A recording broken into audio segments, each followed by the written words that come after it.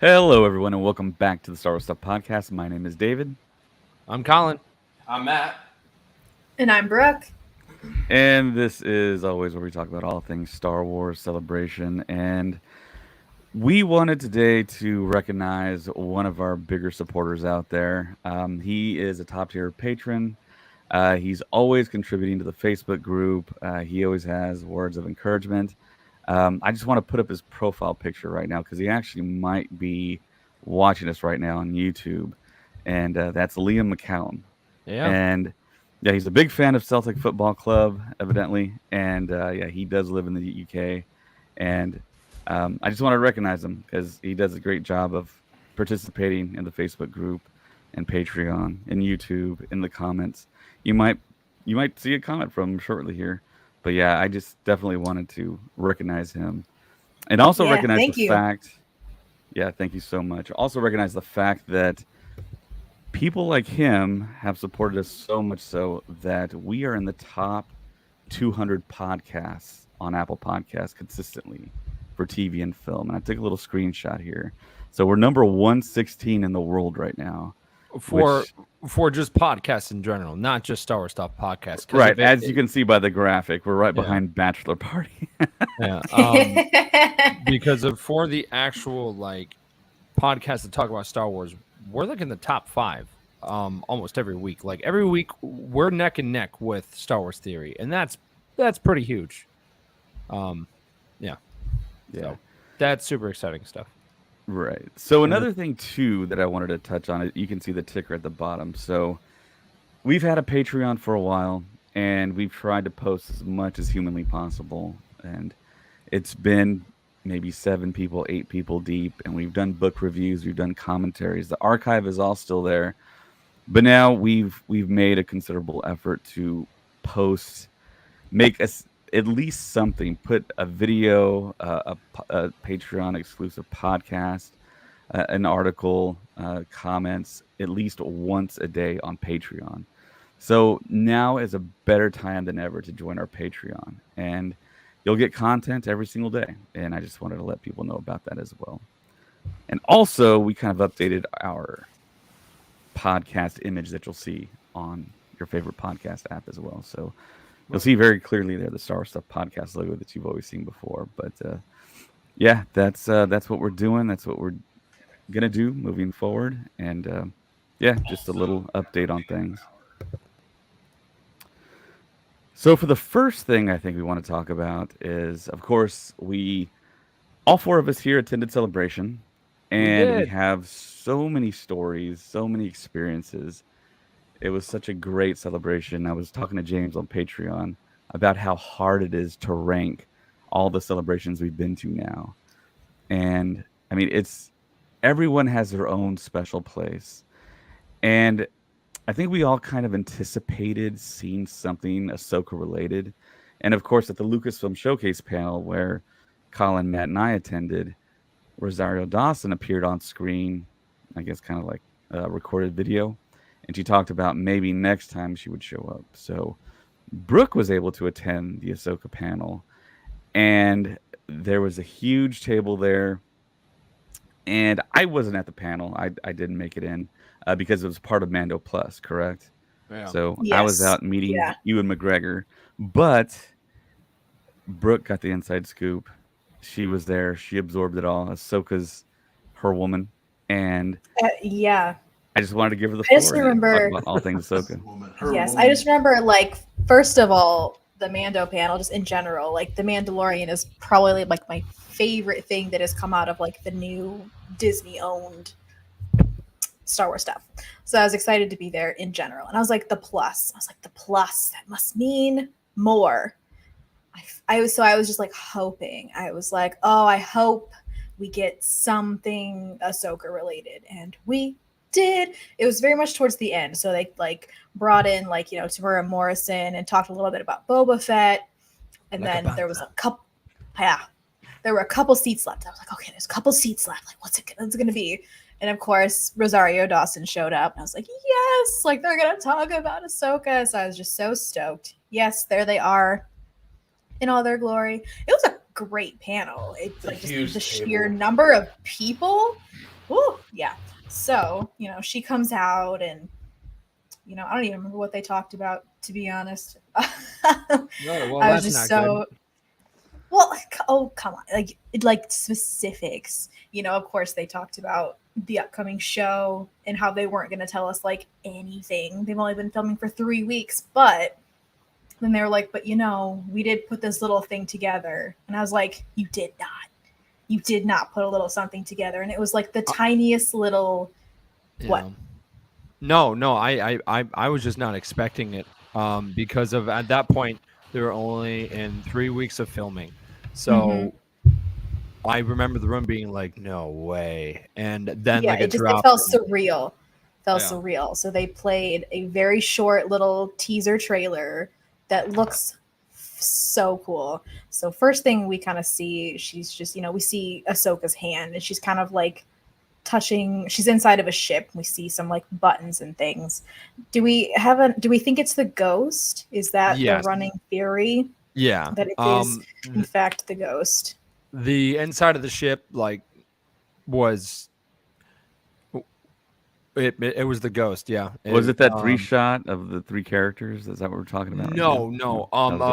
We are talking about like how it's just after the shot of where she is running her hands like on a old temple type area, like across, yeah, and then it jumps because then her the very next shot, we see the back of her and Hera, which I was like, oh, like there it is. That looks like some very illegal photo, but so it's fine.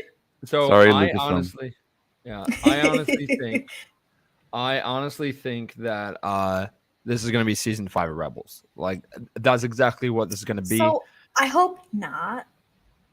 I hope it's, I loved Rebels and I hope we get, a little bit of it, but I hope it's still very much Ahsoka based. Like, I don't want like Boba Fett that's actually the Mandalorian. I want Ahsoka that maybe has a little sprinkle of Rebels. You know what I mean? Yeah, I think that will happen, but I think these characters from Rebels will play a big role. Absolutely. Because at this point, we know what characters from Rebels are alive, which is Hera, Zeb, Sabine, Chopper, and Rex. Those are the main people that are alive at this point. And I think, as much as I am excited to see, Ahsoka and Sabine and all these characters live, I think the biggest one out of the Rebels crew I'm excited to see live action would be Zeb. I think Zeb is going to be the character that will like be, oh my gosh, that's crazy. Because of seeing him in Rebels was really cool because of his characters based off of the Ralph McQuarrie art of what Chewie was supposed to look like. And then we got him in Rebels, and it was like, oh my gosh, cool. And they actually made a joke in the show where they're like, what? Haven't you seen a rare hairless Wookiee? And it's like, oh, okay, cool. So seeing that live action will definitely bring it full circle because of jumping from animation to live action is a challenge. But if you do it right and you bring some of the original things back to it, it will work. So, for example, if you don't have the person voicing Hera and play her in live action, I think that's a mistake. I think it was kind of a mistake for them to not cast live action Sabine, but then when I saw her, I was like, all right, she actually looks like her. That makes sense to me. Oh yeah, because she was the very last guest to come out, and so I was very far away. So I later looked up her photo, and I was like, oh yeah, like that was spot on. She looks fantastic, and she's not even in costume. Like I have no doubt that that's going to be a great character. No, I mean, yeah, but no, I think that they have to have Steve Bloom do the voice of Zeb, like for the character being there, and I think also the actress who plays Hera, Vanessa, she has to be there too to play live action Hera, because of if they don't have those characters in particular, because their voices are so iconic to the character, I think that's gonna be like, because of as great as Rosario Dawson is, Ashley Eckstein built that character. Her and Dave Filoni built that character of Ahsoka, and if Ashley Eckstein doesn't have any involvement in the show, I'll be disappointed, but I would be very, very surprised because her and Dave I Filoni hope. are close friends. So Yeah, I hope that she's there, at least like consulting, because like you said, she built this character. This is her character. She knows everything about Ahsoka Tano, and you can just see it, how much she loves this character. Every time I see her somewhere, she's got some Ahsoka inspired outfit on. Like, she loves this character. So I'd be really sad if she wasn't there, at least like as like a coach, like a character coach or something for the show. yeah, I agree. All right, so what happens after she is walking on the ghost? We see the shot, her and Hera from behind that we just showed. Yes. And then, oh my gosh. It's so short, I feel like I'm forgetting something. There's the shot of which this is something Matt and I talked about, which was of the Jedi, the lightsaber Jedi building droid from the Clone Wars that we saw that was voiced by David Tennant. Now, we don't know if that's the exact same droid. I mean, I know Matt and I would be very excited if it was, because David Tennant, Doctor Who, let's go. That's awesome. But I think that that bringing elements, because I think what Ahsoka is going to do, it really is just going to be like a Clone Wars / Rebels live action show. That's exactly what it's going to be. And I'm curious if because they have do we have a time period for when exactly this show's taking place exactly?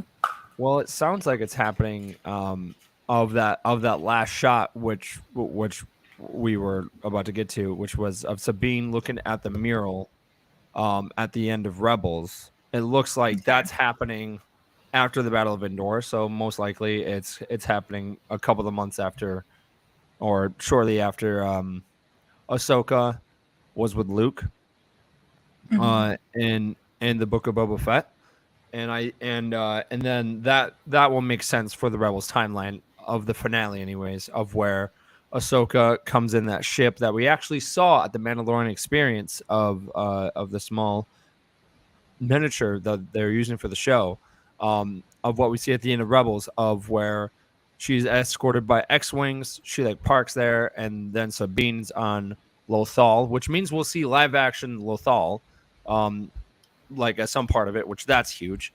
And then we'll see her turn around, and we'll see Ahsoka in her white cloak, hopefully, like we did at the end of Rebels, because everyone's been making that joke of her. She's like Gandalf the White, because she had her staff, and which I would love for them to explain the whole staff and cloak thing.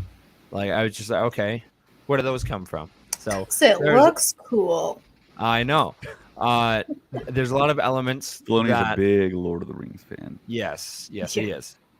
He cosplayed as Aragorn one year, and a Star Wars fan had the footage of him, like, just randomly talking to some guy dressed up as Aragorn, and it turned out to be Dave Filoni.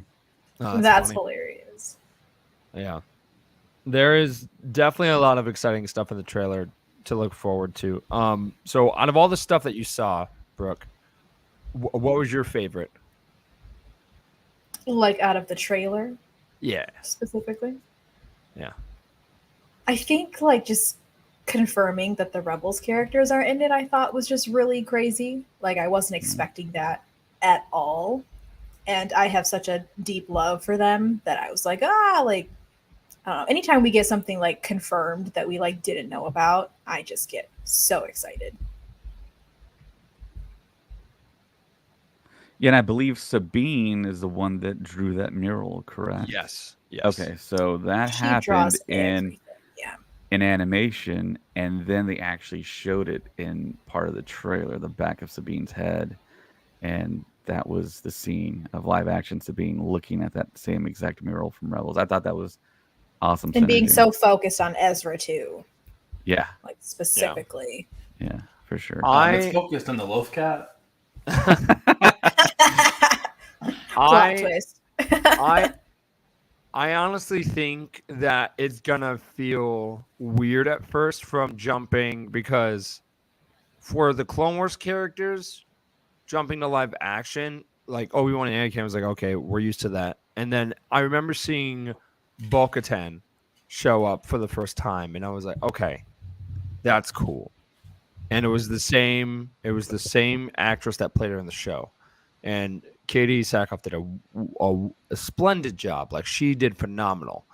And then we had Ahsoka come up, and then it was kind of different because, yes, it was Ahsoka, but it wasn't actually Eckstein.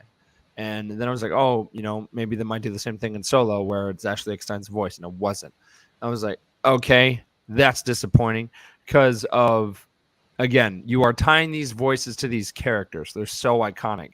And I think Sam Witwer set the bar high when he voiced him in the show, and then he voiced him in live action in Solo. So I was like, okay, that's cool. Let's keep doing that. And then they actually carried that over into Galaxy's Edge because of Hondo. You can clearly tell that's not Jim. That is not Jim Cummings as Hondo. So it's definitely interesting of jumping through different voices of the genres. So I'm curious on how they're going to deal with it, because I'm not going to lie, I'm going to be really, really disappointed if we don't get the same people who voiced Zeb and Hera. I'll be very disappointed because Steve Bloom did such a great job with Zeb, and I can't picture any other voice with Zeb. Like, it just wouldn't make sense to me. So I really hope that they make the right decision on that. And because these voices are so iconic to these characters, and they already did something different with Ahsoka, which is fine, but going forward with characters with such iconic voices, I wouldn't go any further than what they've already done with Ahsoka. Yeah. I think that one's directed towards Brooke. Yeah, I think so. The things that I wanted to touch on as far as that Ahsoka panel that I did not attend, but later on kind of tried to watch some video, was the fact that they did announce who Sabine was being played by, and they did announce who was playing Hera, who was playing Thrawn, who was playing Ezra. So we're still kind of in the dark with that. And they didn't give an exact date on when Ahsoka is going to premiere. And so we're all thinking it's going to basically drop after Mando season 3, after February, I believe. So yeah. Because what? I think we said it was going to be because for spring of next year, it will be Mandalorian season 3, and then you have Star Wars Young Jedi Adventures, and then you have Visions season 2, and then you have Ahsoka. And then you have Jedi Survivor coming out next year as well, and then you have Skeleton Crew, and then you have possibly the Taika Waititi Star Wars project coming out all next year. So who's playing Hera live action? I must have missed that. It wasn't announced. I thought you said it was announced. No, Hera was not announced, Ezra was not announced, and Thrawn was not announced at Celebration. Only Sabine, played by Natasha. Which is interesting. I wonder why.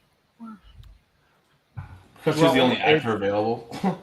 Well, that and it's also on the same lines of it's also on the same lines of why they didn't announce James Earl Jones is going to be part of the show. It was like, oh, okay, like why not? But in the end, he was in it, and we all knew he was going to be. Spoiler alert, but yeah. Well, I'm not quite sure that's the exact proper way to say it, Colin.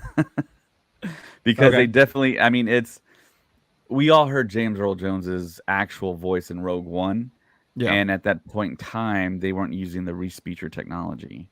So technically, they took James Earl Jones's voice from the original trilogy and put it through the algorithm of that software. And they were able to replicate the sound of his voice. And that's a technology that has been a long time coming, because you can see different parts of like Rebels and I mean whatever that's out there that other people have had to be employed to actually do the voice of Vader, and it sounds different. I mean, we can all identify what Vader sounds like and what he doesn't sound like, and they've employed 4 to 6 actors to do the Vader voice. Well, I'm telling you right now, it doesn't sound anything like the Star Wars games do, because of all of the Star Wars Battlefront games and everything. You can definitely tell who that actor is, but this one I could definitely tell it was James Earl Jones. But it sounded like OT James Earl Jones. Yeah, it sounded like young man James Earl Jones, which is epic and awesome. And I was counting on that, because they use that same technology on Mark Hamill for the Mandalorian, or for the Book of Boba Fett, I should say. So that and also in that time jump of jumping from what we got at the end of 2020 with Luke Skywalker showing up like he did. Yeah. And of just the way that he looked, of where they tried doing the de-aging process. And then you jump over to the Book of Boba Fett and it's deep fake, and the normal-eyed like fan, would be like, oh, how did they film this? Like all the way back in the 1980s, he looks great. That's how good it looked. Like it looked very, very good.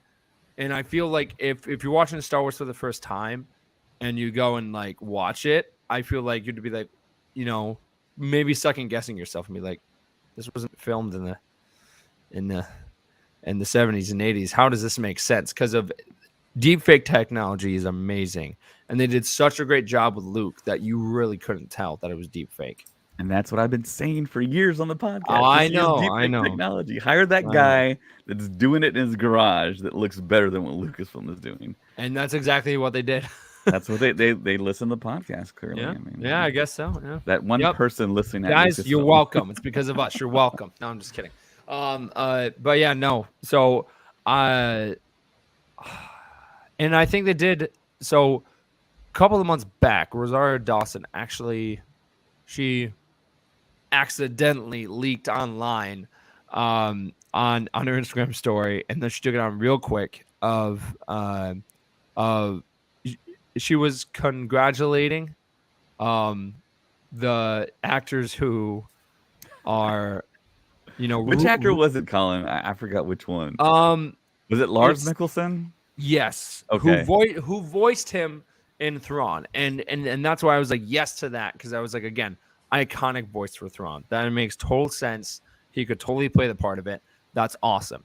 Now, for the actor playing Ezra, it makes sense that it's a different actor because it's going to be the older version of the character. So the person playing him is what Rosario Dawson said, which it's the guy who played live action Aladdin. Yeah, Mina Moussaoud, I believe his name is. And I think that's a great choice. Like him. I know. Oh yeah, no, he looks great. He's a great choice. He's a great choice because of just going back and watching Aladdin and just kind of seeing his mannerisms, like, as Aladdin, and comparing it to Ezra. I can totally see the comparisons because, in Aladdin, he is playing a kid living in the streets, doesn't have parents, Ezra, same thing. So he's sounds like he's playing Aladdin again, but he's playing the Star Wars version and he's not singing. Like that we know of. Yeah. I will go be a Star Trek fan. Yeah. The Force. No, I'm just kidding. Don't. Yeah. No. But yeah, no. I honestly think that's great casting, and I think they wanted to wait for that officially until maybe like a trailer drop or something. I don't know. But I remember sitting in the theater.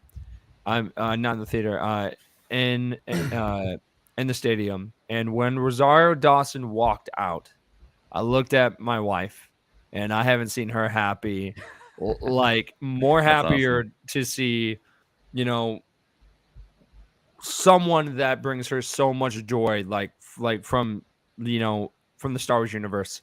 And when Brooke and I first met, she she really wasn't into Clone Wars and Rebels and all that stuff. But then when her and I started hanging out, then she got into it, and I actually watched Star Wars Rebels with her. I rewatched most of the Clone Wars with her, and she just fell in love with Ahsoka like that. So to see, something that has been so that means so much to me, and then seeing her fall in love with something on her own, like not because of me, but just because of I kind of like helped her, to that path. And then seeing her look at Ahsoka walk out on stage, and every time that she saw Ashley Eckstein, it was just, I was like, that's my wife. That's my wife. That's the person I married.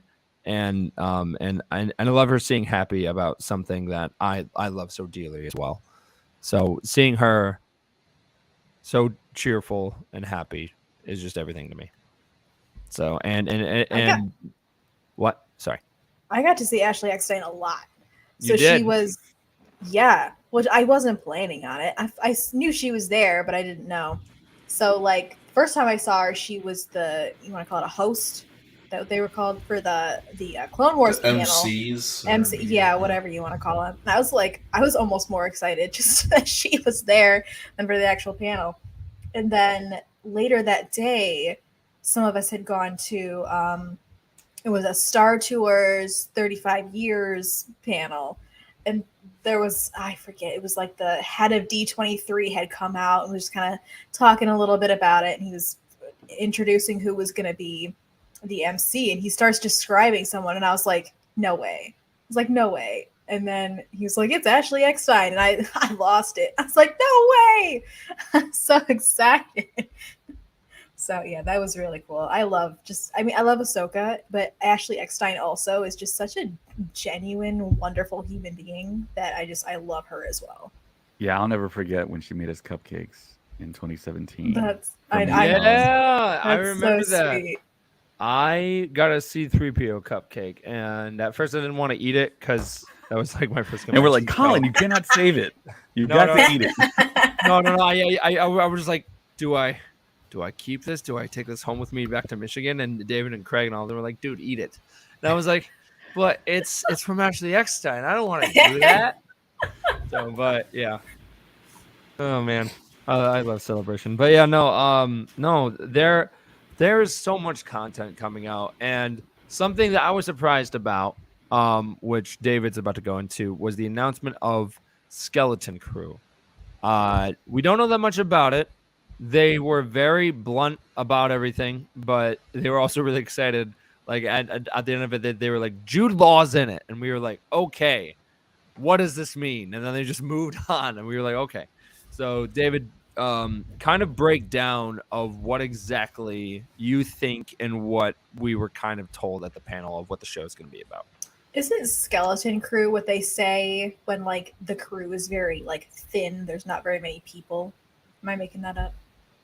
Yeah, so the definition of Like a skeleton ship crew. skeleton. Yeah, Yeah, it's a term they use on like Oh my. ships or like planes or something like that. So like if you're like on a cruise ship or something like that, it's the minimum amount of people that are required to keep it running kind of thing. Okay. So I I was guess that's where you've heard semi-close. it before. Semi-close. Yeah. Okay. Yeah. So yeah, I've heard that term all my life. I think because my dad worked on like construction and different odds and end jobs. But yeah, the definition, I have it right here. The term skeleton crew is defined as the minimum number of personnel needed to operate and maintain an item such as a business, organization, or a ship. Okay. A ship? We were close. Yeah. So going into Celebration, I was totally anticipating getting movie news that we weren't kind of privy to. And I was hoping that Kevin Feige was going to walk across stage, maybe Taika Waititi. But no, we got these two guys. We got Chris Ford and John Watts. And of Do course, we I not think want to break down Indiana Jones or the announcement of the That's another Willow podcast. series? No. So yeah, so John Watts appeared. Of course, he directed the Homecoming trilogy, all the Spider-Man films that we got, and of course the ground-breaking and multiverse-shattering No Way Home, which was a big hit. And he was tapped to direct the Fantastic Four for the MCU. He dropped out of that to drop into Star Wars, and he's going to create this show called Skeleton Crew. They gave us a graphic with Christopher Ford, the man standing next to him who's going to write, and they gave us this logo. And we had previously spoken about it on the podcast that there was a secret project happening that was about to shoot, that was in development, called Grammar Rodeo. And this is the project, Skeleton Crew. So So honestly, was the last thing that I expected for them to announce too. I was like, oh, okay. What's it about? And then they were like, it's about kids. And I was like, okay. And they're like, but it's not a kids show. I was like, all right. yeah, so Grammar Rodeo is in reference to a Simpsons episode of all things. And it correlates to dealing with small children. And the synopsis for Skeleton Crew given by Christopher Ford on stage, where we kind of saw him live, was the fact that it's going to be a group of children lost in space. And just because it's it revolves around children doesn't necessarily mean the show is for children. So once he said that, everyone in the audience was kind of like, ooh. I mean, yeah, Stranger Things. It's completely So yeah, I was revolves about to around get children. to that. However, So I yeah, would not let your children watch that. yeah. So the rumors at the beginning, when it was called, when we had the codename Grammar Rodeo, was the fact that it was going to be in the vein of an Amblin film, like E.T., like Goonies, and that rumor was spot on. The rumor that didn't pan out, though, was initially the rumor was Grammar Rodeo Skeleton Crew was going to take place in the High Republic. That's not true. Skeleton Crew is going to take place right after the events of Return of the Jedi. Mm. And apparently Jon Favreau is going to produce it as well. And they also made the official announcement that Jude Law will be starring in the show as well. We don't know what character he's going to play. We don't know if he's a villain, a good guy, maybe computer AI on board the ship guiding the 10-year-old actors. We don't know which actors are going to be cast As the kids. right. If they get kids to the quality of Vivian Lyra Blair, I'll be happy with it. So yeah, that's pretty much everything in regards to Skeleton Crew. A group of kids, 10-year-olds, lost in space, and kind of have to find their way back home. So something I want out of the show is I know this is kind of funny, but talking about Goonies and all that, and then watching the old Ewok movies and stuff like that, I want it to have that 80s vibe. I want it to have that. I don't want it to feel like Rogue One or Kenobi or Mando or Book of Boba Fett. I want it to really have that 80s vibe of where you walk in and it's like you are sitting down and you're putting a copy of your of an old VHS, putting in the VCR and you're watching it. I want that type of vibe to it because if it's taking place directly after Return of the Jedi, then it definitely has to have that vibe. And the cast, I think if now they said the kids would be around 10. Mm-hmm. Okay. Did you guys see that callback to Ewoks and Stranger Things, by the way? Yes. Sure I did. did. I was like, hey, what's that? What's that going on There was a little Star Wars Ewoks Easter egg in Stranger Things. Yeah. Also, did you guys see that they're doing a Stranger Things experience Yeah, there's one in New York. in New York, San Francisco, and London? And I'm like, maybe the Mando experience. Field was trip? like- Oh, they're doing a That's lot not- of those like experiences. Like they had It's not canon. Friends and The Office and now What's not Stranger canon? Things. Okay. So that is what I want out of the show. Matt and Brooke, what do you guys want out of the show? I don't know. I don't know enough Yeah, but about it. I don't know. They just like announced the existence of the show and then like literally like the bare Pieced minimum out. about what it is, and then they announced one random actor who has a good role in it, but I don't know what more to think about, and I don't know if these like children are like people of like force sensitives, or if they're like children of like these known like Imperials. You know, kind of like Jyn Erso was like the daughter of Galen Erso. So I'm like, what their role is in the galaxy. Yeah, like, are these people like, do they have significance, or do their lives mean little to nothing to the plot of Star Wars, or what does that mean? Because like they're following children in the Star Wars universe after Return of the Jedi. So I'm like, well, there's just so many possibilities as what it could be that I can't possibly put it inside of a frame of what I want to expect out of it.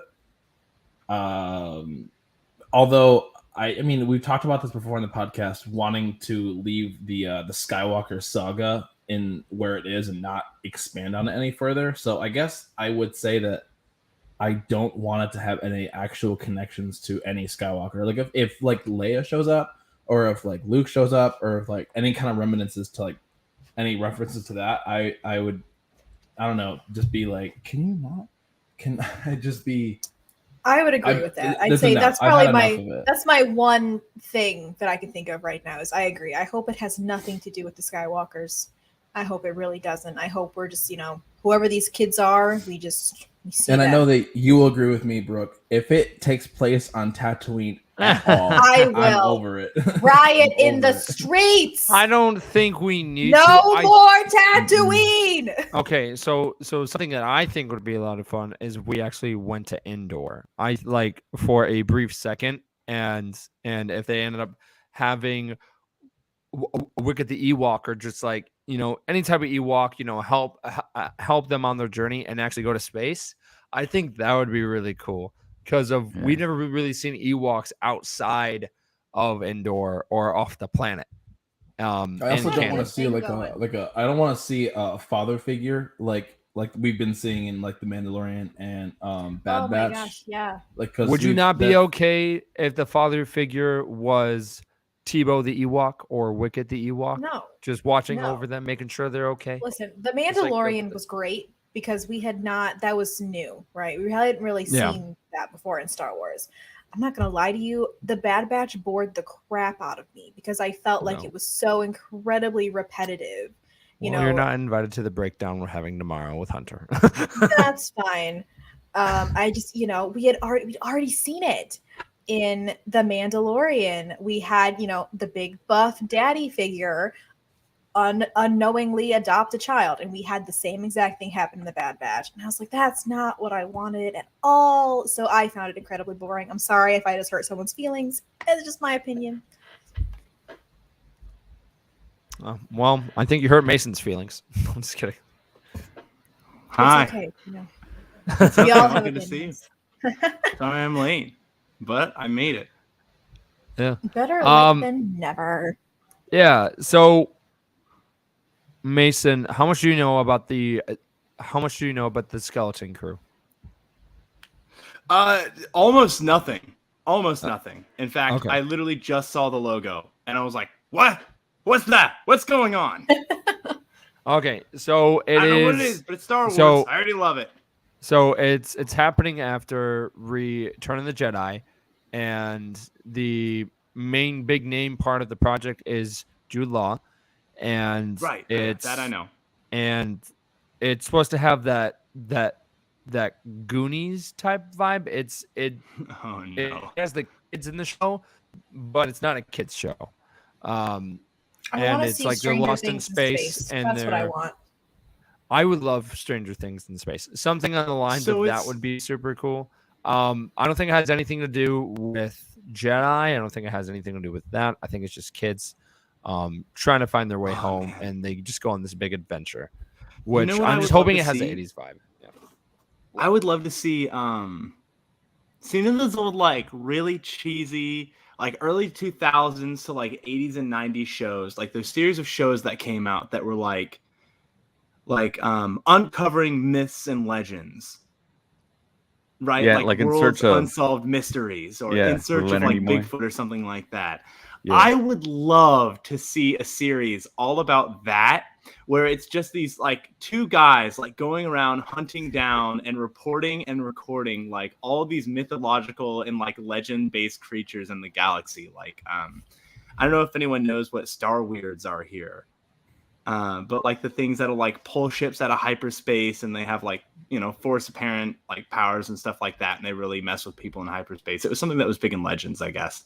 So you're essentially asking for Star Trek in Star Wars. No, no, No, it's something more like something less tasteful. Like I want it to be shot on like a handheld video camera. Would be really funny.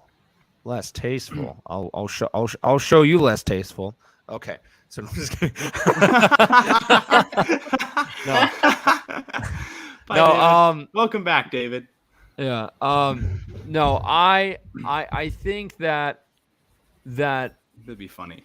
it's gonna have a different vibe than what we're used to, which I think a lot of people who grew up with the holiday special and the Ewok movies, I think maybe that's what the Star Wars canon universe needs right now is something on the lens of that, but at the same time it's still got that Mandalorian type vibe. But I just don't want it to be like, oh, it's another episode of the Mandalorian, or it's another episode of, you know, Ahsoka, Kenobi, Andor. Like I want it to have the 80s vibe, like I said, where I'm taking a copy of a VHS, plugging it into the VCR and watching it and just feeling more like I'm a kid again. That's honestly what Star Wars is, but I want this to feel more of that, you know, that vibe, like where we are back in the 80s and we're watching it again.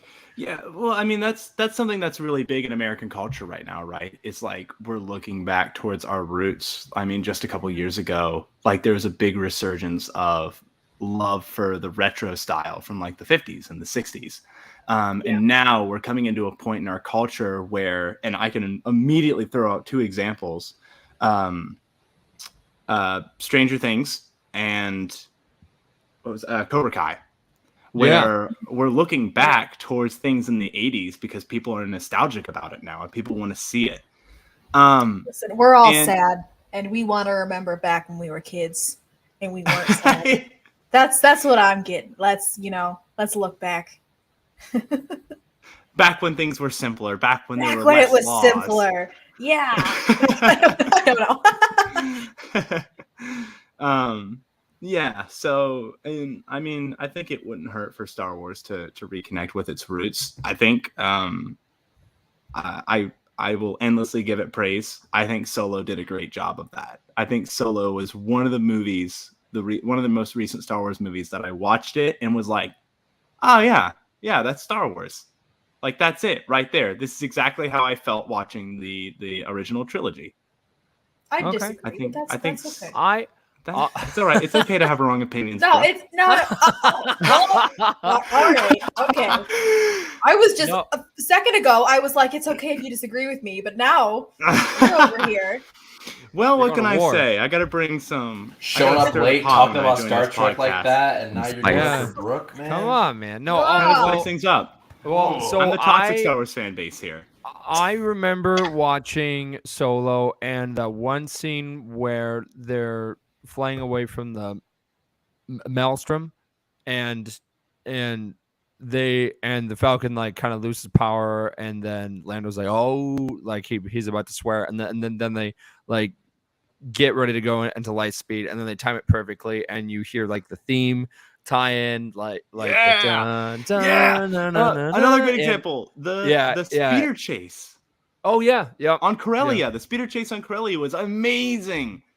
I think one of the better chase scenes done, I feel like, in Star Wars. I love at the end where they come like screeching through that like narrow passageway, sort of like the Death Star trench run, and they're like just sideways in the bottom and the top of the speeder. It's all diagonal, and they're like scraping against the walls, and they're like, "Are we gonna make it?" You didn't like the speeder chase in Book of Boba Fett? What? How dare you, sir? I mean, that being the best. Those cool obviously. Little Vespa moped speeders. Go Power Rangers. I'm sorry, wrong franchise. But no, I thought if all five of them ran into each other, they would just make a big old like Voltron. Yeah, exactly. No, but something that into a transformer. when they all. So something that just popped in my head, which I just realized no one's talking about, is that Solo actually foreshadowed Flea, who played Needles in Back to the Future, coming into the Star Wars universe, because Solo makes that reference of I've seen this done once. My friend Needles, yeah.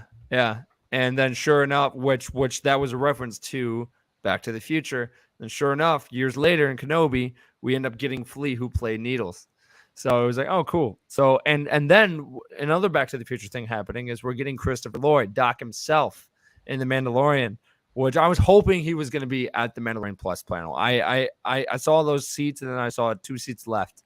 I was like, okay, it's either going to be Rosario Dawson and Christopher Lloyd, or it's going to be someone else. And then it ended up being Sabine. I'm like, oh, cool. But I was like, Christopher Lloyd would have freaked everyone out. Like, everyone would be on their, like, standing up clapping for at least 2 minutes. You know, Yeah, and all that ties into Skeleton Crew in a way, because with The Mandalorian, the casting was if they got those 80s actors to join Star Wars in the 80s. And of course, it's the 2020s. And of course, they're still bringing them back in. And of course, the Skeleton Crew is going to have an Amblin feel. And I'm a child of the 80s, 90s, and I'm all for it. It's that missing series, that missing Star Wars series from the 80s that they're going to give us, it feels like. You know, I will say this. There was also a part in Rogue One that I felt a real connection back towards the 80s. And that was the scene with the starfighters. Was it Red Squadron that was in Rogue One? Am I thinking about the right movie? Where they're flying in the X-Wings and they all have like the stashes? They all have like the... Yeah, Gareth Edwards told the extras and the pilots to grow out their hair, grow facial hair, just like what they had in the 70s. And I'd be all for that if all Star Wars had like the 70s haircuts. Because to me, that feels like Star Wars. Yeah. The good old 70s, well, you know what, stashes. Yeah. I'm just more excited. Yeah, there! The comment. Sorry. One sec, Colin. No. That has nothing to do with what you were saying. They're just saying they are made him like Lando more. They are referring to ran about this the other day. What Mason said, which Josh and I were just like, and Brad too, one of our guest hosts that came on, we were just like, what?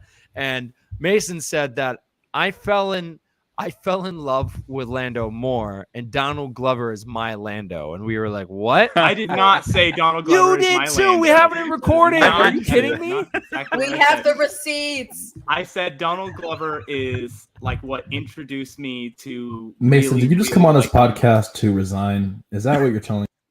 Do not lie to the fans. We have a recording, sir. So, we will find that exact clip and we will Donald play Glover's it. portrayal of Lando. I will say that. I thought. Thank you, Brooke. Yes, it was. But that doesn't mean I not thought more than the OG.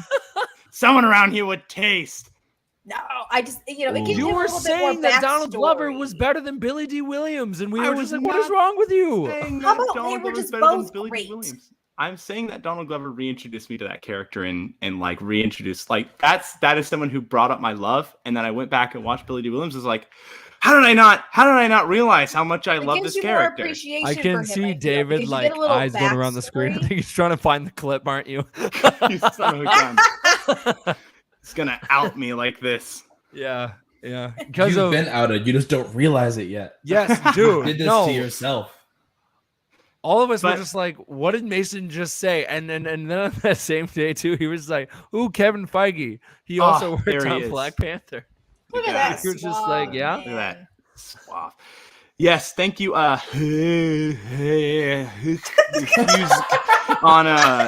YouTube. Thank you for your comment. Solo made me love Lando more. I thought you were going to be sick on the podcast. I didn't know what was happening. And then I didn't know what was happening. I'm just reading his name. I'm not going to shirk him. You want me to read it out? Spell it out? Thank you so much. I think I did it a little better, but that's all right. Okay. Well, I'm not perfect.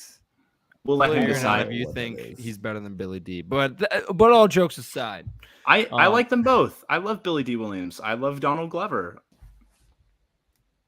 I want more Lando. I want more Lando in general. I don't care who it is. I just want more Lando Calrissian. I could get behind that. I want the opening of the Lando series to be like the first Hobbit movie of where it would be like old man Lando Calrissian being like, you know, he's Don't like be bringing up Lord of the Rings in front of Mason. Oh yeah, that's right, because he's never seen that either. This is not an episode. So this is not an episode to call out Mason though. That's not what we're trying to do. Guys, this is the toxic Star Wars fan base. I'm being attacked. It's because we're so pleasant in person, but then when we're online, right, David? I can't I slap feel you so guys safe in behind person. my keyboard. Not that I ever would. No, I really do. Wow, you guys go to Star Wars Celebration and suddenly you're better than me. No, I see how it is. That's fine. No, we didn't have to go to Star Wars Celebration to know that. What the heck? Oh. Eventually, people come to that realization everywhere. That's okay. Hey guys, okay, you'll show us all when you're like walking around as Chewie someday. Be like,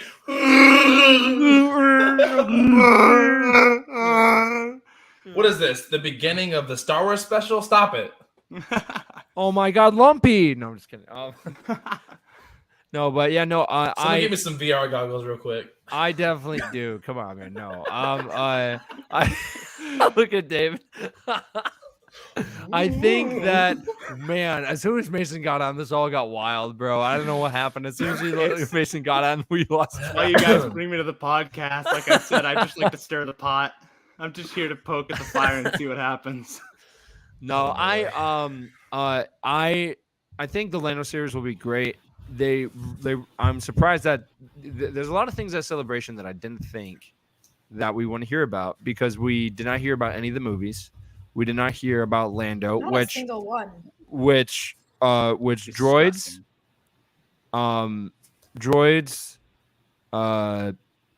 Lando, and then the new movies didn't get any word on it. No small panels or anything about it. Here's my theory. But first, Roll Farm Boy says, "I got your back, Mason. I ain't see Lord of the Rings neither. Thank you. I appreciate it. Wow. That means it must be overrated, right?" The two people on the planet. Okay. The reason why, you know what? I'm just gonna out you on this. The reason why that I give you crap for it is because you said it's too long. You play D&D, and those like campaigns can last. I just mentioned that I time. haven't watched it because it's long. That's the only reason I haven't touched it yet. And but I'd like to you watch play it with some D&D friends. though. You That play is very D&D true. where those Yes. campaigns last for a very long time. That is true, but I'm also surrounded by my friends and loved one, and they also pay for food. So We can watch Lord of the Rings with you. Yeah, well, then we'll we'll do it. take We'll do this. it. That is justified. I'm not against watching it. I will You watch it coming up with eventually. excuses, sir. How So dare Mason, you? let me put it like this: the only You either watch it or the you're- only thing that exists out there in reality that rivals the original trilogy of Star Wars is the Lord of the Rings trilogy. That's the Man. only thing. That's out high there that I can praise. see. Deep. I'm high not gonna praise. lie. I Okay. am with David on that one. Yeah. Okay. That's What have very you guys- So in the multiverse, Jurassic Park. in the multiverse, Harry this is Potter. not the Star Wars Stuff podcast. This is the Middle Earth podcast. In the multiverse. Oh, we're put it that switching way. over, everybody. So sorry that you had to find out this way. Yes, precious. Are we I feel nice? bad for all of our Patreon users. Welcome back to the Lord of the Rings podcast. Where we We'll talk. be doing some David, can you remove this man? I wanted to comment on what you said, Colin, about how we haven't heard about anything. I have some theories about that. So let me put on my tinfoil hat here really quick. Okay. I believe they're postponing all Where's the the hat? series or releasing. Yeah, any I was information so about ready series for a hat. Here you go. that they're. I'll buy one eventually. We'll buy. get to You work don't on that buy them. merchandise. That's the government getting your money. You need to make it. Of course, I will. Yes, I'll take some tinfoil from someone. But I think we didn't hear anything about those series because they're either A, having production problems, B, they are postponing them to sort of put out what's more popular, what the fans want at the moment. And there is no C. My C is just that I really like Star Wars, and I wanted to thank and appreciate all the producers and the actors that worked so hard on it to bring this awesome series like this. Anyways, tinfoil hat coming off. What do you guys think? I don't understand why you had to wear a tinfoil hat for that. I don't. So if you were at That's Celebration, real. they actually said all of that. Oh, wow. It's mainly because of the I think they're maybe having production problems. Like, I know with Lando, last I heard something about it is that they are having trouble getting Donald Glover back, which is a shame, but it's good that, he's off doing his own thing and he's being successful. Yeah, he signed a huge deal with Amazon. So Amazon, he's busy with that. He's busy with his Yeah, own he's a show on delivery driver FX, which now. is owned by Disney now. I mean, he's still kind of in the family. So we'll see if Disney waits for that. I think they will. I think there's a lot of Star Wars ahead of what they could wait for to do Lando. And of course, Yeah. Donald Glover is universally loved. There's not a bad thing I've ever heard anyone say about his portrayal of Lando. People say that Lando was the best thing about Solo, which I usually agree on. And I think that dude is super talented. Anytime Star Wars can get talent at his caliber, I think, you need to roll the Brinks truck. Here's the thing, and he's a Star Wars fan. He's a real Star Wars fan too. The thing that I really like about Donald Glover is that he could potentially be a double threat and be someone who could make huge strides in Star Wars for new stuff, because I talk about music all the time, because Donald Glover is a musician. What does Star Wars need more of? The development of the culture of these worlds, I think.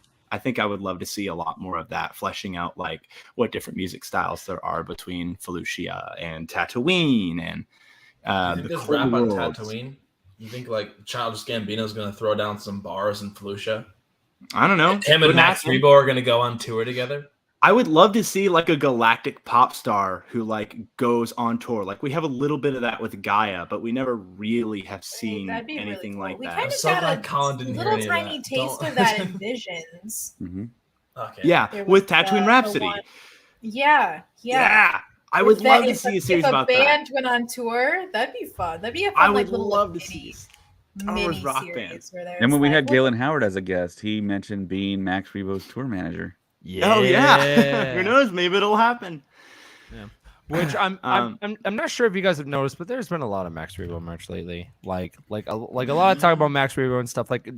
Just the other day on the official Star Wars account, it was National Donut Day, right? The first donut that they popped on there was Max Rebo, and I was like, come on. I was like, come on, man. Come on. Link us. They definitely Link us. listen to the Put our links podcast, up bro. there. Let's go. Give us credit where it's due. Yes. We're shameless. We're poor. You We know want no one credit. else is talking about Max Rebo. We like Max. Well, Colin likes Max Rebo. I feel There like at you this go. point, someone says Max Rebo, I should just have $1 sent to me, anyone in the world. Someone says Max Rebo, You should be making I get paid, and then boom, there you go. I'm at Celebration London, easy. easy peasy. Yeah. Brooke, that brings up a perfect segue into what I wanted to talk about, which is something that was Has announced nothing at to Star do Wars with the picture Celebration. that's up on the screen right now, does it? It actually does, because it was wow. announced at this Star Wars Celebration, which is Star Wars Visions Volume 2. That's nothing. Can't wait. Look at that. We'll probably see it at London in Celebration 2023. Hopefully. Fingers crossed. That'd be lovely. I am so excited for this. Visions, one of my favorite recent Star Wars things done. And that's because I am a fan of things that are weird and a fan of things that are eclectic. And Star Wars Visions was a step into weird. That is my favorite thing about it. Japanese animation has no shortage of that. But now we get to see animation from the rest of the world, because two of the animation giants in the entire industry around the world are America and Japan, and now France is starting to get really good at it, where we see series like The Miraculous Ladybug, I believe, came out of Japan. France. Sorry, came out of France. But we are getting we're going to be getting, I don't know how many, but we're going to be getting a series of short films again in animation, I believe. And they are going to be coming out of South Africa, Chile, the United States, I don't know where yet, France, Japan, Spain, India, and the UK. So we are getting a lot of European developers like mixed into making Star Wars content. And I am so excited to see what that's going to be about. It says a series of short films, I believe is how they phrased it. So I don't know if it's necessarily going to be animation or if it's going to be live action stuff. We'll find out. Yeah, I actually have an article right here that I just pulled up from Digital Spy. It says Star Wars Vision Season 2 is coming back with a twist. This time the short stories will come from around the world. Lucasfilm has officially confirmed that Disney Plus animated series Star Wars Visions is getting a second season, announcing it at Star Wars Celebration 2022. Super low key. Volume 2. Visions will be available on the streaming service in spring 2023. Volume 1 was Japanese animation studios that brought their unique style of Star Wars in a series of short films. However, the second installment will showcase the animation style from different countries, including what you mentioned, Mason, South Africa, Chile, United States, France, Japan, Spain, India, and the UK. So it's really funny that you brought that article up because that's the exact one I'm looking at right now. Oh, okay. Oops. He says, "Spotlight, mine." Yeah, there we go. Cannot wait. I mean, what are you guys excited about for the countries? Me personally, like, Spain, South Africa, and India are the ones that immediately grab my attention. I don't know if I've seen anything out of those countries ever. I don't know if I have either. I live under a rock, so I get things a couple years late. Well, I've seen Lord of the Rings, so I guess I'm not under the rock all the way.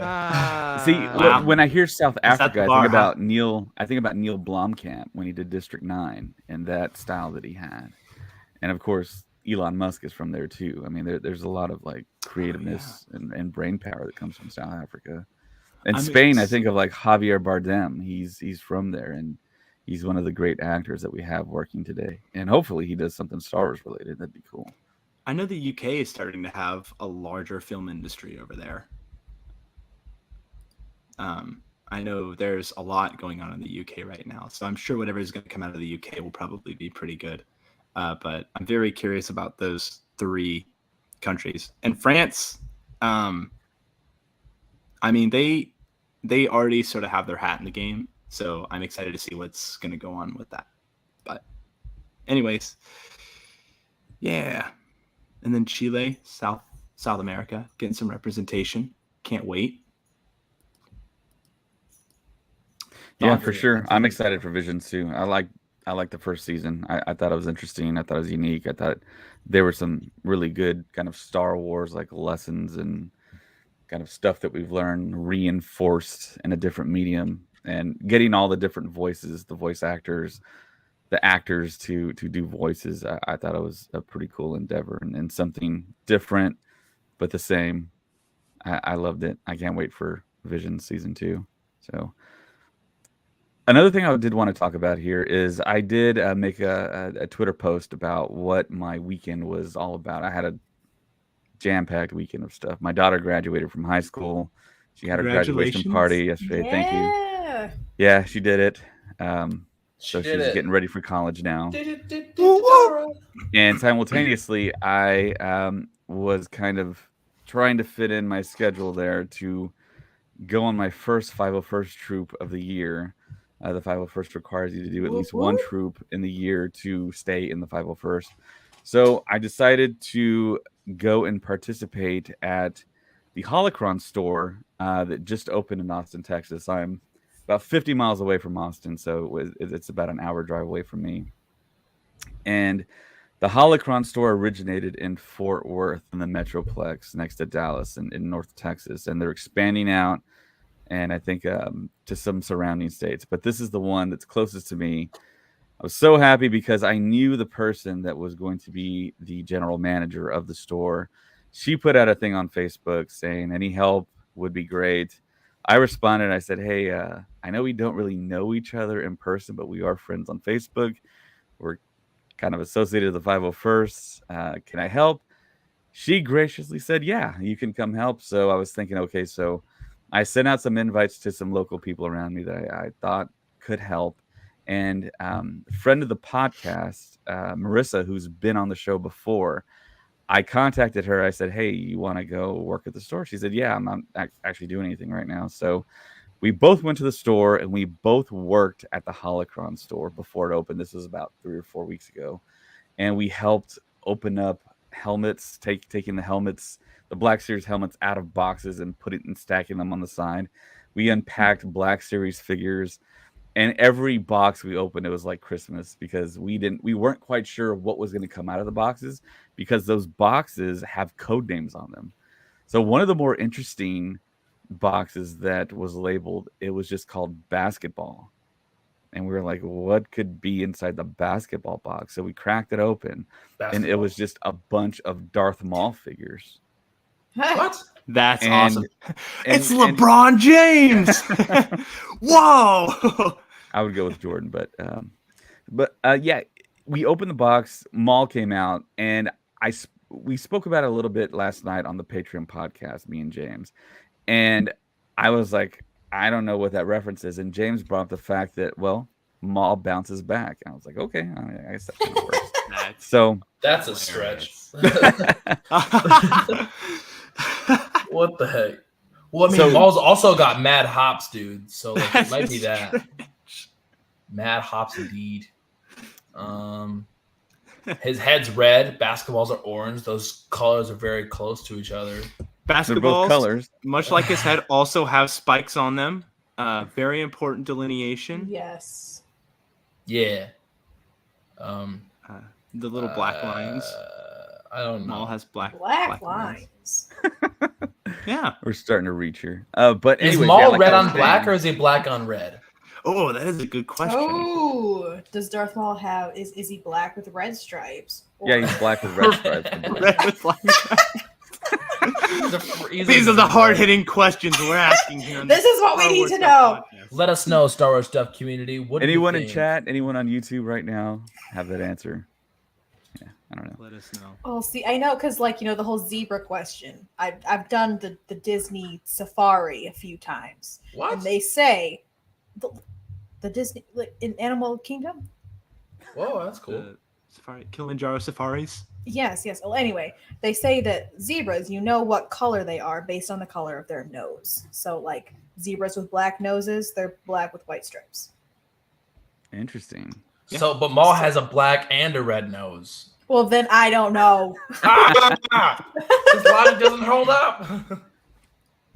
I'm confused.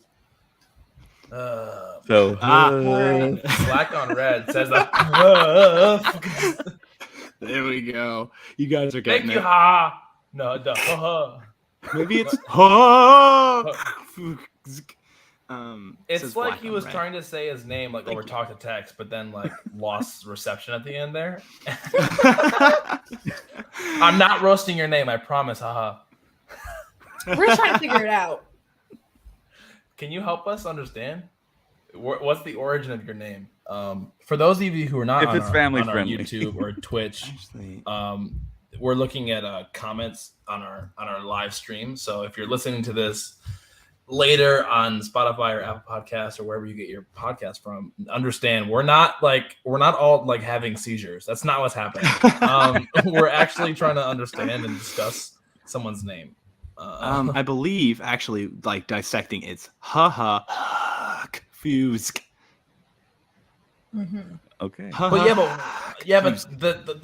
the fifth H is capitalized. So it's probably and the F is also capitalized. Fuse. Yeah. Okay. And I was hoping that the picture of his profile would help me understand a little bit better, but I don't know what's going on. Oh, we have an answer. We have an answer. We have an answer. We have an answer. It's black on red. Answer. No. Well, that helps us. It's just for jokes, and that's totally chill. That's okay. I like it. It's random.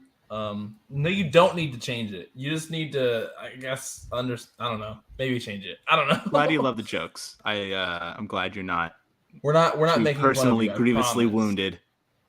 We promise. Okay, we should probably get back to what we were talking about. Right, the Holocron. So, David, how did your troop with the 501st go? Your important charity thing that might be more important than all. Were you a TIE fighter?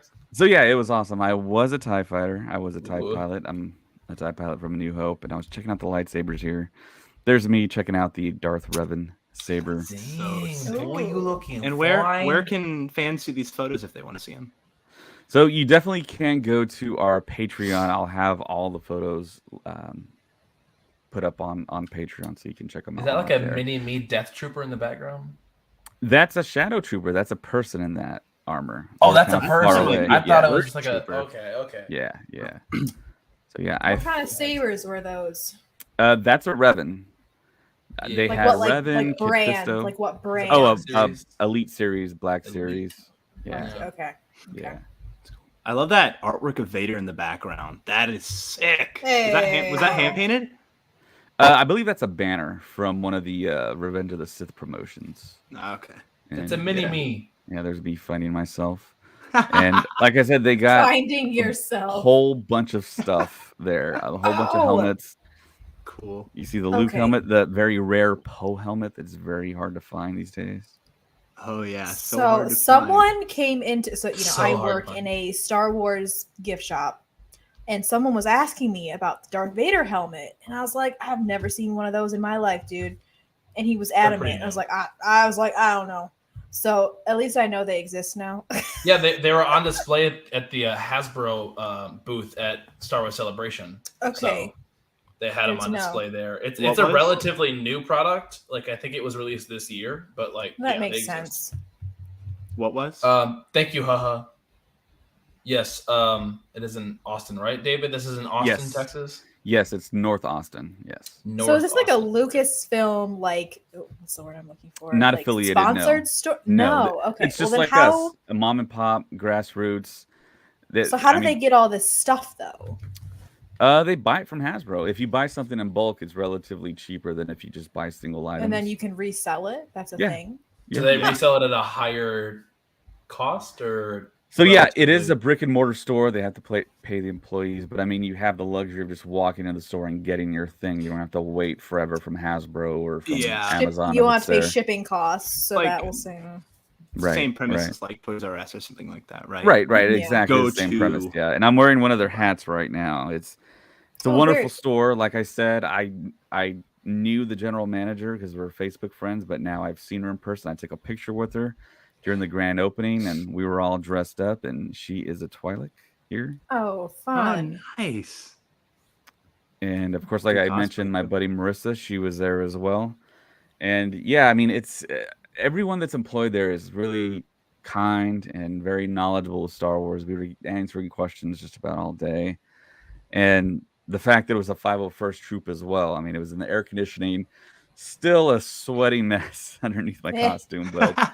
But yeah, I do have fans in my helmet, so that does help. If you keep your head cool, your body will do all right. So yeah, it was awesome. It was a great experience. And of course, Angie Mayhew showed up. She lives in North Texas, the beloved wife of Peter Mayhew.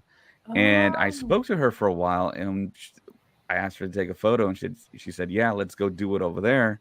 So we walked to the life-size Black Series case, and we Oh. got the case, and we took a picture together there. And she was awesome. She was very much the conversationalist. I told her about the podcast, and we spoke a lot at length. And the people that she was there with, that traveled with her, I spoke with them as well. And I just so happened that one of her assistants that works with her, I was actually friends with them on Facebook already. And that was really awesome. I was able to donate to the Peter Mayhew Foundation. And I was given this really cool coin right here. And it's Oh, very cool. Oh, Peter nice. Mayhew's image. That is awesome. Did you have any And- Star Wars stuff coins to give it? Yes, I did give her Okay. in return our coin right here. So you can see Dang, the does it size glow in the difference. dark? That's so cool. It definitely does. Oh snap! And if it you look glows on the in back here, these coins are individually numbered. See if you can see, maybe if the camera Oh. focuses. Oh, nice. I see numbers. I just don't know what they are. Right, can't this bottom read. one right here. It's not. I can read. I just can't read that. Yeah. So yeah, Nope. and the other cool thing about this coin, we probably might want to look into this in the future for our coins.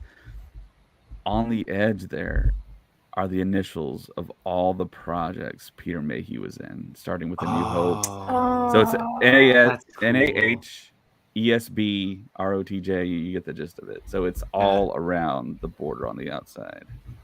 So that is cool. That would be cool. It might be cool to have like quotes and stuff. Like if it's the Star Wars Stuff podcast coin in particular that we're thinking about, maybe we could get like, "Hello, everybody! Welcome to the Star Wars Stuff podcast, where we talk all things Star Wars." That'd be on awesome. the border of the coin. I was thinking more like tags to our social medias. Like that could work too. It's like a really cool, just like business card. Like it's here's our Instagram. It's an expensive business card, but you'll stand out in the crowd for sure. Business like, cards are outrated. And like I remember David, when we were talking about like getting like business cards that are like made out of like aluminum that are like laser etched in. But like that's a pretty cool one. So I was actually thinking, and I think I mentioned this to maybe one or two people on the podcast, maybe we do personalized coins of having the character that we most identify with, or our favorite character. Like, of course, Colin would be Max Rebo, of course. And then on the other side would be Star Wars Stuff Podcast. But like what Mason said, I mean, we could put our quotes. I mean, our favorite quotes from Star Wars, of course, Mason's would probably be Donald Glover is the best Lando. I mean, stuff like that. Huh? Yeah. That's cool. That's fine. Which shame. I mean, you could be right. I mean, Donald Glover's like right there, man. He's an incredible actor and portrayed Lando, I think, exactly the way I think we were seeing him. I think Donald Glover and Billy D. Williams are both great actors who portrayed Lando equally well, who is a really good character. Yeah. That's the end of it. Thank you. Yeah, and another thing I wanted to touch upon is the fact that it's Kathleen Kennedy's birthday. Happy birthday. Happy birthday, Kathleen Kennedy. Happy birthday. Thank you for taking Star Wars to new heights. Yeah. Thank you for rolling it out, keeping with it. Do you remember like 5 years ago when everyone wanted her out of Star Wars? It's crazy to think about. I mean, remember 5 years ago when people were still getting over the fact that Disney had bought Star Wars and that immediately tarnished it? Well, yeah, I mean, there's definitely going to be apprehension when there's like a acquisition like that of those proportions. But I mean, Marvel was purchased by Disney, and Disney showed the track record of just like leaving them alone and leaving Marvel Studios to their own kind of perfected processes of I mean, one could say that Marvel kept cinema alive, you know? I mean, if it wasn't for Marvel films and Marvel characters, I think we could actually say that about Star Wars. I think the future is bright. And Taika's movie is going to drop in 2023. So, I mean, that's going to be the start. I still can't believe they didn't like talk about that like at all at the celebration. And I was like, the movie is supposed to come out like next year. Why don't you talk about it a little bit? Just give us something. So yeah, I fully expect for London Celebration, Taika's film is going to be kind of the big panel for London. It's gotta be. And hopefully at least one of us can go to Celebration. I know it's less than a year. It's weird less to think than a year away. It's less than a year away. Quick turnaround. Unless I become a millionaire. Or unless people do what we're telling them at the bottom. Subscribe. All right. To Patreon. Someone wants to donate a generous amount. Here's the deal. $7. Put all of our podcast money into a run it or gun it, last ditch effort, and buy a bunch of lottery tickets. You know that either. to rent a private plane is just over $1,000 on American Airlines. That's it? $1,000 you can rent a private plane. Yeah, but how far can you fly in that private plane? I think that how much is gas? How much is jet fuel? I think that stuff's taxed on. Probably not cheap. Jet fuel's like $1,000 per gallon. All right, here's the deal. American Airlines offers on the table, one time only. You let us sponsor you. We will sponsor you. Whoa, no, this you got that backwards. We can't sponsor anybody. Over to. We will let you sponsor us for a free flight over to Europe to And back. Star Wars Celebration and back round trip. That's important. We're just we'll let you sponsor us again for a trip back. That's really generous. I feel like we're really putting the cards on the table here. So, only if I get to fly it. on the Star Wars themed airline, because every airline we has slap our logo on the side of it. Oh. Star Wars Stuff podcast on the Part side of it of a peels off passenger halfway through liner. and it's just flapping. Now it's We a Star get Wars Yeah, stuff. the flag on the back of the stunt plane.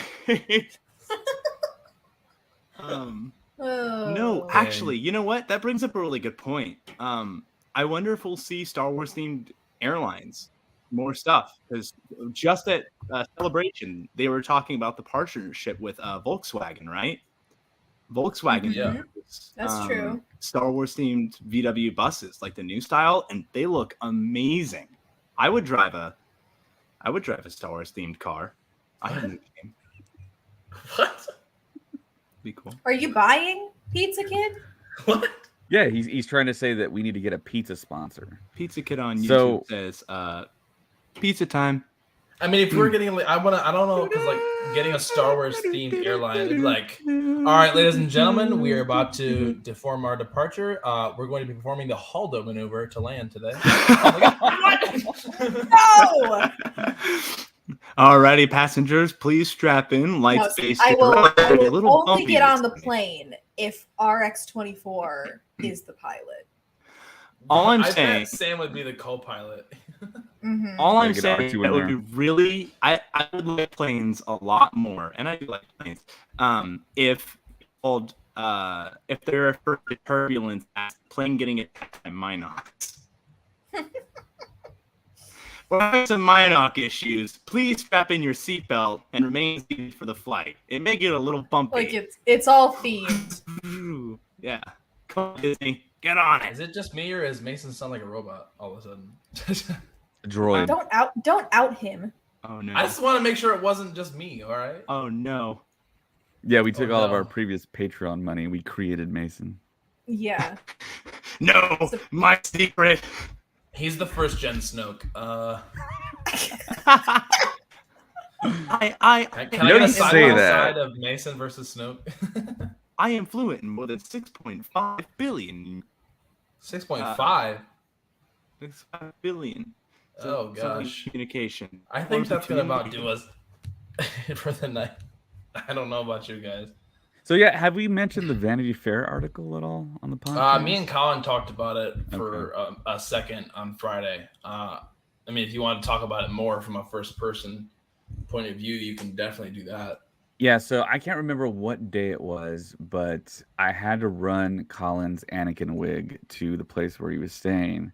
So I was on my way to the parking garage, and a guy walks out of the gift shop, and I kind of do a double take because I was thinking it was the guy that I was thinking, but his hair was different, and he cut his hair. It was Anthony Brezikin. He was he was exiting through the gift shop. And I stopped him and I said, "Hey, Anthony, big fan. Can we get a picture?" He said, "Yeah, sure." So we took the picture, and he just started asking me basic questions of like, kind of, was I enjoying myself? First celebration? Was it my first celebration? How everything was going, and then like one thing kind of led to another, and I was just kind of detailing why I was there, about the podcast, and the fact that the mood was so great. The vibes at all 4 celebrations I've been to have been just absolutely awesome, and how our podcast was born from celebration. And then all of a sudden he said, "Hey, would you mind doing an interview?" And I was thinking in the back of my head, I was like, for Vanity Fair? I was like, yeah, I'll do an interview. So right there in front of the gift shop, I know Colin has referenced us sitting down and doing an interview. No, we stood up. We were standing in front of the gift shop. He took out his phone and he recorded everything I said. He asked me where I was from, my full name, my podcast. And I remember what they published online, and it's exactly my words. Like, he didn't change a thing. I remember saying every single word here. The city where I'm from, and he put a link which we're so grateful for, to the podcast on Apple Podcasts. If you click on Star Wars Stuff Podcast here and the link for Vanity Fair, you go right to our podcast. And I describe what it was like to experience the fact that there's a Mexican actor leading a Star Wars film.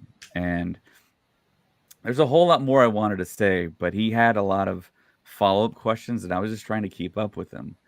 And for me, being a Mexican American in South Texas, Star Wars is a huge thing for my people, which is a very kind of interesting thing, because I'm Mexican American and there's other races that live here, but I think the commonality we have is Star Wars. And no matter who you are growing up in the 80s and 90s, any one of my cousins, friends that were Mexican American all knew Star Wars, and there was some degree of just knowing what characters they were, what the plot line was. I mean, that was the one very kind of through line that I had with every single one of the people that I met of my race. And I think that's the only thing that kind of was the common factor in growing up Mexican American in Texas. And the running joke is, I don't know if you know about this, but when you have someone in the family named Jesse, the nickname for Jesse in Spanish or living in South Texas is Chewy. So we would always reference Chewbacca as the first Mexican American in space. And that was always the running joke. So, and I think Matthew Perry did a film with Selma Hayek, and they made that same joke in the film. And we were all blown away in the 90s, like, oh, he made the joke. So, yeah, Star Wars was always a big thing growing up, and that was something I think we all had in common. And I just kind of reiterated to Anthony that having Diego Luna from Mexico heading up a Star Wars film, a beloved and now beloved Star Wars film, and then given a Disney Plus series, the most episodes out of any one of the main actors, 24 episodes. I mean, it's just an incredible thing. And I referenced 1999 because that's officially when Star Wars came back for me. We had The Phantom Menace, and I was certain at that point in time that we would only have those 3 films, the prequels, and then it would shut down again. So it was a very kind of bittersweet time, and I wanted just to soak in as much Star Wars that I possibly could, because I was thinking, okay, well, George Lucas went away after Return of the Jedi. He claims that he's probably going to go away again after Revenge of the Sith. So after Revenge of the Sith, I was quite sad, but it's back because Disney bought it, and thankfully, George Lucas didn't have to pass away to pass it on to someone else. He's still around, because that was my feeling the whole time. But yeah, the maker is still here, and we get more Star Wars. And yeah, long story short, the podcast made it into Vanity Fair, and we're published. And the link is there, and everyone can find us. And yeah, for me, I never thought about it beforehand, but that's like a bucket list thing I think I can kind of mark off, being published in Vanity Fair. So, and here's to many years of more bucket list items getting crossed off. Yeah, and speaking of that, well, here's another one to actually travel to London and to go to Star Wars Celebration. That would be epic. Boy. Hopefully that does happen for at least one of us. So yeah, I think that's pretty much it for today's podcast. Great way to end it, David. It was a good speech. Yeah. Couldn't have said it any better myself. Yeah, it's just one of those, just one of many stories I think we all have, and I definitely do want to do an interview style podcast with each one of you to talk about your individual celebration experience and your stories and what you thought and some of your first timers. I'm really interested to hear what you guys have to say about that first time experience. And that'll all be exclusively on Patreon. So there's not much I really have to say. I watch it online. You can talk about Lando. I mean, that'd be cool. Yeah. There's so much Star Wars Celebration content that we haven't even talked about yet. Still, I'm almost done. I'm almost done with the 4th day on YouTube. So, getting there. Yeah. Thanks, RFB. Thank you. Yeah, thank you, Roar Farm Boy. He says, great way to finish a Sunday weekend. I couldn't agree more. Pop back, have a couple drinks, listen to the Star Wars Stuff podcast. That's what life is all about right there. Those 2 things. Nothing else. Good old blue milk. Pop it back. All right. So for Colin, Brooke, Mason, Matt, my name is David, and may the Force be with you. Always. Always. Love you. Bye, y'all.